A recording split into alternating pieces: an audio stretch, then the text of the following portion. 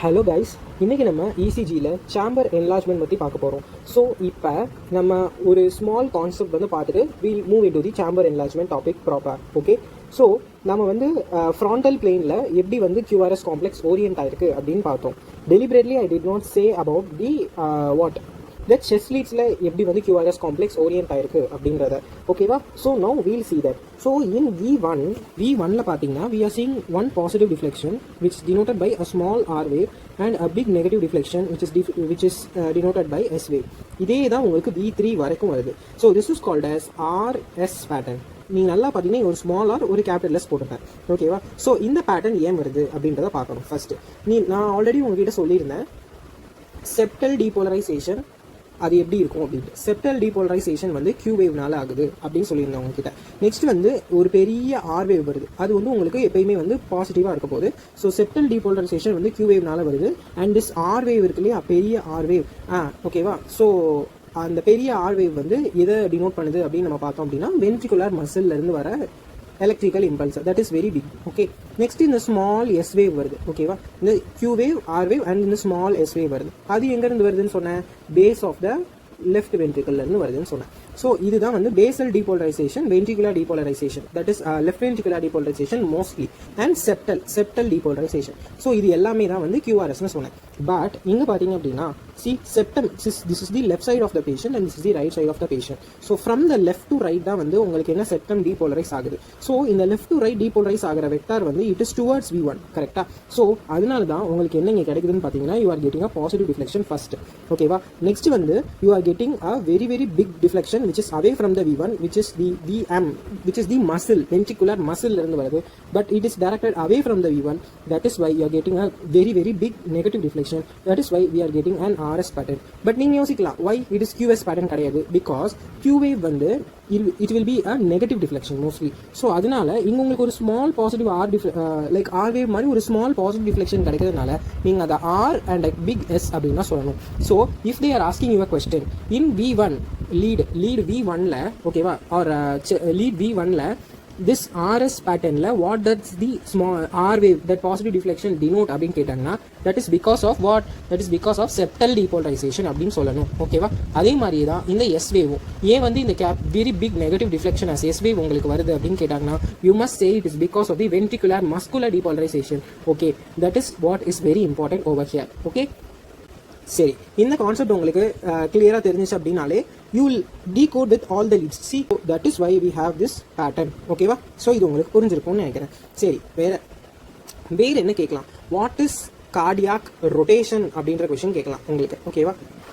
Okay, so இப்போ நம்ம பார்க்க போகிறது என்னன்னா ரொட்டேஷன் ஆஃப் த ஹார்ட் அப்படின்றத பார்க்க போகிறோம். So rotation of the heart அப்படின்னா என்ன அப்படின்னா, is the heart counter clockwise rotated or is the heart clockwise rotated அப்படின்றத இப்போ நம்ம பார்க்க போகிறோம். ஓகேவா? ஸோ கவுண்டர் கிளாக்வைஸ் ரொட்டேஷன்னா என்ன, கிளாக்வைஸ் ரொட்டேஷன்னா என்ன, அதுக்கு என்ன மீனிங் அப்படின்றத நான் பார்க்குறேன். முதல்ல அதை எப்படி கண்டுபிடிக்கிறதுன்னு பார்ப்போம். That is very very easy.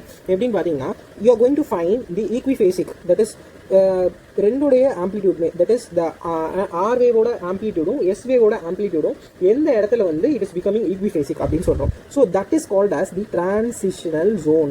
That is called as the transitional zone. ஓகேங்களா? So rotation of the heart மூலமா நம்ம எதை கண்டுபிடிக்கிறோம் அப்படின்னு பார்த்தீங்கன்னா electrical forces of the ஹார்ட்டோடைய direction என்ன அப்படின்றத கண்டுபிடிக்கிறோம். ஓகேங்களா? ஆர் எல்ஸ் த சேம்பர்ஸ் எந்த சைடில் ஓரியன்ட் ஆயிருக்கு அப்படின்றத நம்ம கண்டுபிடிக்கிறோம். ஓகேவா? So suppose this transitional zone நார்மலாக எங்கெங்க அக்கர் ஆகும் அப்படின்னு பார்த்தீங்கன்னா it should occur in V3 or V4 mid லீட்ஸில் அக்கர் ஆகும். ஓகேவா?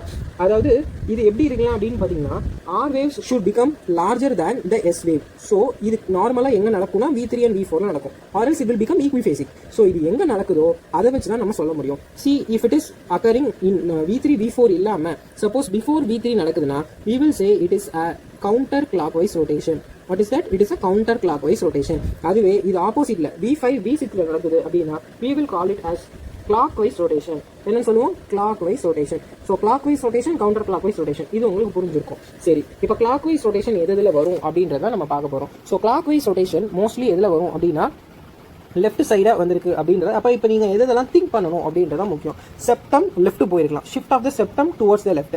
அது எங்கே நடக்கும்? டிசிஎம், வெரி வெரி ஈஸி, டிசிஎம்ல நடக்கும். ஷிஃப்ட் ஆஃப் த ஹோல் ஹார்ட்டே லெஃப்ட் தள்ளிடுச்சு அப்படின்னா என்ன? ஒன்று லங்ஸ் பெருசாக இருக்கும், அது எங்கே நடக்க போகுது? எம்ஃபைசீமால நடக்கும். ஸோ ஹார்ட்டே போயிடுச்சுன்னா அப்போ எம்ஃபைசீமால நடக்கும். ஓகேவா? ஸோ இது எல்லாமே that is called as vertical heart. So இது எல்லாமே வந்து கிளாக் வைஸ் ரொட்டேஷனுக்கான சில causes. Or you can also have right ventricular disease RVD, அதில் கூட உங்களுக்கு அந்த மாதிரி இருக்கலாம். சரி, கவுண்டர் கிளாக் வைஸ் ரொட்டேஷன் அந்த சைடு போகிறது, எங்கிட்ட V1 V2 சைடு போகிறது, அது counter clockwise rotation. So electrical shift எங்கே நடக்குது அப்படின்னு பார்த்து, ஸோ செப்டமே ரைட் சைடு போகுது அப்படின்னா that is because of the hypertrophic கார்டியோமைபதி.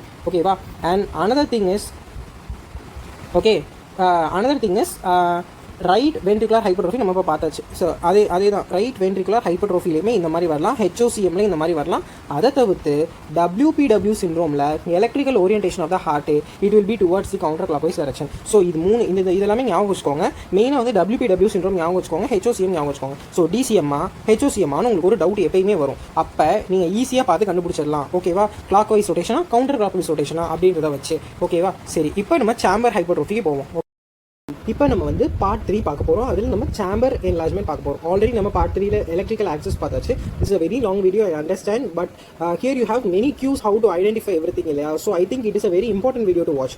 Okay, first நம்ம சேம்பர் என்லார்ஜ்மெண்ட் பார்த்துடலாம். So first atrial enlargement I will skim through it quickly because already நான் PWave பற்றி சொல்கிறப்ப இதை பற்றி உங்ககிட்ட சொல்லிட்டேன். ஓகேவா? எந்தெந்த லீட்ஸ் பார்க்கணும் அப்படின்னு நான் உங்ககிட்ட சொல்லியிருந்தேன். எந்தெந்த லீட்ஸ் பார்க்கணும், லீட் 2ம் V1ம் பார்க்கணும் அப்படின்னு சொல்லியிருந்தேன். ஸோ எப்பயுமே V1ல உங்களுக்கு பைஃபேசிக்காக தான் PWave இருக்க போகுது. So this is how the PWave morphology will be. அதுதான் சரியா? ஸோ சி PWave மார்ஃபாலஜியில் இந்த ஃபர்ஸ்ட் V1 இது வந்து என்ன நான் சொன்னேன், this is because of the right atrial depolarization and this is because of the left atrial depolarization which is directed towards the vector of the PWave. ஓகேவா? But இந்த இடத்துல உங்களுக்கு first half will be the right atrial depolarization and the second half will be the left atrial depolarization. இதையும் நம்ம சொல்லியாச்சு. ஓகேவா? So இப்போ பார்த்தீங்கன்னா in right atrial enlargement first half will be prominent. Okay, அதே மாதிரியே விச் வில் பி வேரிங்க பாருங்க. First of right atrium வந்து it is very steep and நேரோ, நல்லா இருக்கு பாருங்க, நல்லா ப்ராமினென்ட்டா இருக்கு. அதே மாதிரியே லெஃப்ட் ஏட்ரியல் என்லார்ஜ்மெண்ட்ல எப்படி இருக்குன்னு பாருங்க.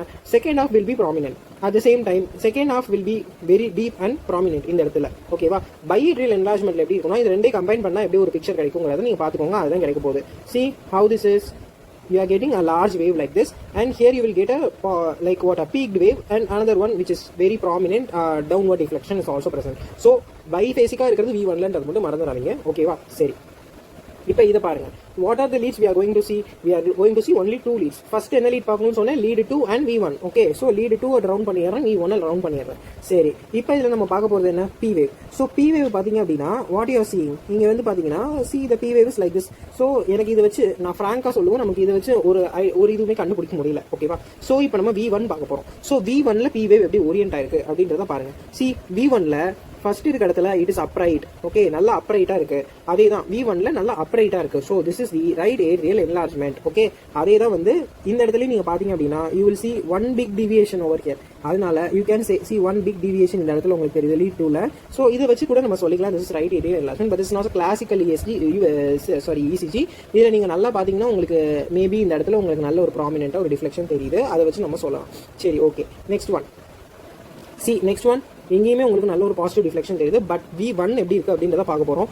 V1ல பாத்தீங்க அப்படின்னா should be biphasic. சொன்னா ஃபர்ஸ்ட் வேவ் வந்து பாசிட்டிவ் டிஃப்ளெக்ஷன் நார்மலா இருக்க மாதிரி இருக்கு. Second deflection is very very very steep. So that is why I am saying it as left atrial enlargement. Okay, so mostly lead 2 வச்சு ஒரு கன்க்ளூஷனுக்கு வருது நல்ல மார்ஃபாலஜி இருந்தால் மட்டும் தான் நமக்கு தெரியும். ஓகே, மோஸ்ட்லி V1 வச்சு நல்லா சொல்லிடலாம். ஆனால் ஓகேவா? ஸோ இதை ஞாபகம் வச்சுக்கோங்க. நெக்ஸ்ட் பாருங்க, இந்த ECGல எப்படி இருக்குன்னு பாருங்க. See, this is just lead 2 given over here. இங்க பாத்தீங்கன்னா உங்களுக்கு அவ்வளவு டிஃபரன்ஷியேட் பண்ண முடியாது. This is a prominent wave, that's all. So we can say conclusive என்ன சொல்லலாம் அப்படின்னு பாத்தீங்கன்னா this should be also be right atrial enlargement. But conclusive உங்களுக்கு தெரியணும்னா you should also see V1 also. Okay, சரி, next one ventricular enlargement இப்ப பார்க்க போறோம். So I think atrial enlargement உங்களுக்கு புரிஞ்சிருக்கும்னு நினைக்கிறேன். You also watch the P-wave morphology, that will also be helpful over here. ஓகேவா? சரி, இப்போ left ventricular hypertrophy first பார்ப்போம்.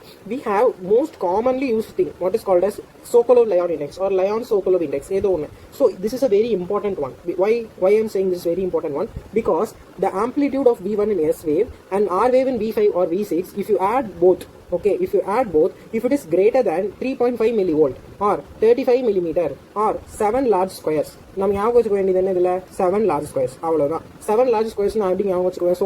Sokolov Lyon இண்டெக்ஸில் அப்படின்னா Sokolov வந்து 4 letter, LOW, Soko is 4 letter, low, so இது வந்து Sokolov is 7 letters, simple.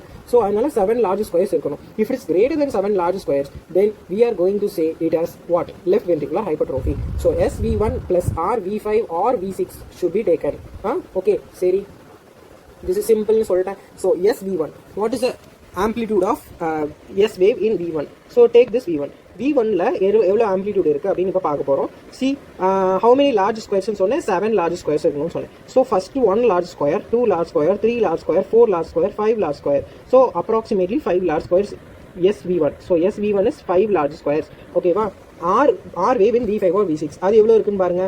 See, this is the baseline. So I am saying, okay, this is 1 large square, 2 large square, 3 large square, 4 large square, 4.5 large squares plus 4.5. Oh, you are having 9.5 large squares over here. Apana, this is the left ventricular hypertrophy or left ventricular enlargement. So left ventricular dilatation, left ventricular enlargement ECG la paaka mudiyuma அப்படினு கேட்டிங்கனா there can be associated findings, but the ECG itself cannot say whether it is enlargement or dilatation, or that is hypertrophy or dilatation. Okay va? It can just say there is there is an enlargement அப்படினு சொல்லுமே தவிர we cannot say hypertrophy or dilatation. Okay, that you should remember. So this is very easy, right? இப்போ அதே மாதிரி இங்கே வாங்க, இங்கே பாருங்க SV1 எவ்வளோ இருக்கு? 1 2 3 4. SV1 is 4 large squares. R V5 or V6 you are going to take. See, this is QRS complex. So see, this is R wave. So இந்த R wave பாருங்க V6ல நல்லா நமக்கு ப்ராமினெண்ட்டாக தெரியுது. So we will take R in V6. So R in V6 எவ்வளோ இருக்குது? This is the baseline. 1 2 3 4 and 4.5 plus 4.5 இருக்குது. So 4 plus 4.5, it is approximately 8.5. So 8.5 large squares, which is indicative of left ventricular enlargement. Okay, that's all. Okay, you understood this, correct? Okay, so இதெல்லாமே ரொம்ப important. Okay, சரி, next நம்ம will see about this right ventricular hypertrophy. So right ventricular ஹைப்பர்ட்ரோஃபியில் there is one criteria. அது என்னன்னு பாருங்கள், R wave in V1 எடுத்துக்கணும், சரியா? எஸ் வேவ் இன் V5 எடுத்துக்கணும். That should be if the R wave in V1 is more than or equal to 7 millimeters and V5ல V5 எடுத்துக்கோங்க, அதில் S wave in V5, okay, S wave in V5 is more than or equal to 7 millimeter, then you can say that it is the right ventricular enlargement. Okay, okay, நீங்கள் அங்கே என்ன எடுத்தீங்க அப்படின்னா SV1 எடுத்தீங்க, R V5 V6 எடுத்தீங்க. S first R next. இங்கே வந்து பார்த்தீங்கன்னா R வந்து V1 எடுத்துக்கணும், V1 R ப்ளஸ் S இன் V5. ஓகேவா? இது ரெண்டையும் எடுத்துக்கிறீங்க. this should be more than or equal to 7 millimeters. Okay, ஓகேவா? ஸோ 7 millimeterனா எத்தனை ஸ்கொயர்ஸ் வரும் அப்படின்னு கேட்டிங்க அப்படின்னா it should be approximately 1.5. Okay, 1.5க்கு மேலே, that is 1 large square plus 2 small squares வரும். So you can say comfortably as more than 1.5 large squares இருந்துச்சுன்னா you can say it is big. Okay, சரி, இந்த இசிஜியில் பார்ப்போம். ஆக்சுவலி இப்படி பார்த்தீங்க அப்படின்னா there will be a very very positive, small positive deflection over here. ஓகேவா? Which is the small R wave and you will have a large S wave. ஓகேவா? இதுதான் வந்து மோஸ்ட்லி நடக்கும்.